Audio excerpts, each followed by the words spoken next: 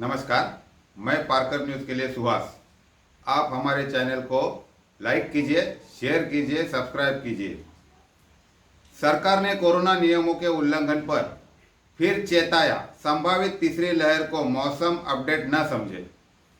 Corona की दूसरी लहर का कहर कम होने के बाद ज़्यादातर राज्यों में लॉकडाउन के बाद अनलॉक की शुरुआत हो चुकी है। धीरे धीरे चरणबद्ध तरीकों से सभी जरूरी गतिविधियों को बहाल किया जा रहा है। लॉकडाउन खुलते ही पर्यटन स्थलों पर लोगों की भीड़ बढ़ती जा रही है। मनाली, मसूरी, शिमला से आई तस्वीरों ने सरकार के कान भी खड़े कर दिए हैं।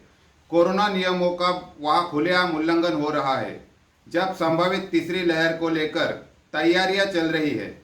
पूर्वोत्तर राज्यों के मुख्यमंत्री संघ बैठक में प्रधानमंत्री नरेंद्र मोदी ने भी कोरोना नियमों के उल्लंघन पर चिंता जताई है।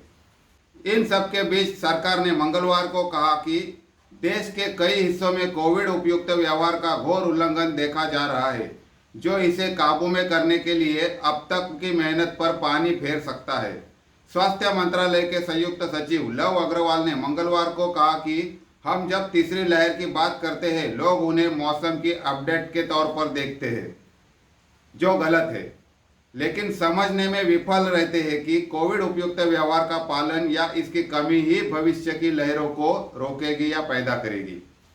संवाददाता सम्मेलन में मौजूद नीति आयोग के सदस्य डॉक्टर वी.के. पॉल ने कहा कि विश्व स्तर पर कोविड-19 की तीसरी लहर देखी जा रही है और लोगों से यह सुनिश्चित करने के लिए प्रयास करने का आह्वान किया जाता है कि यह भारत में न हो।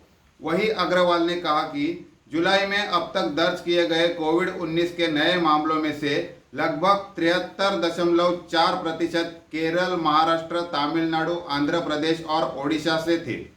उन्होंने कहा कि देश के 55 जिलों में 13 जुलाई को समाप्त सप्ताह के लिए कोविड-19 संक्रमण की दर 10% से अधिक दर्ज की गई।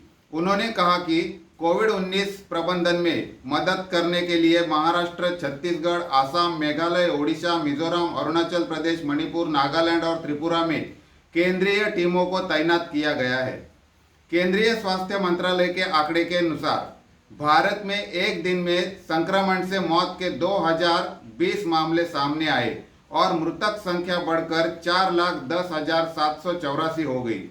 वही देश में 31,443 नए मामले सामने आने के बाद संक्रमितों की कुल संख्या बढ़कर 3,09,05,819 हो गई।